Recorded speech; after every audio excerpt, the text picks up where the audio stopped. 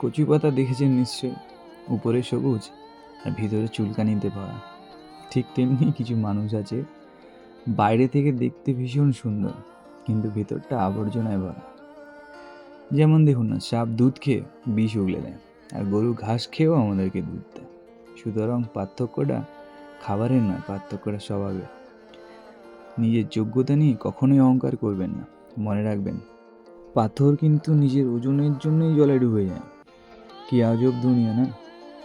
যার চোখে ঘুম আছে তার কাছে ভালো বিছানা নেই, আর যার কাছে ভালো বিছানা আছে তার চোখে ঘুম নেই। যার মনে দয়া আছে তার কাছে দেওয়ার মতন কিছু নেই, আর যার দেওয়ার অনেক কিছু আছে তার দেওয়ার মতন মনটাই নেই।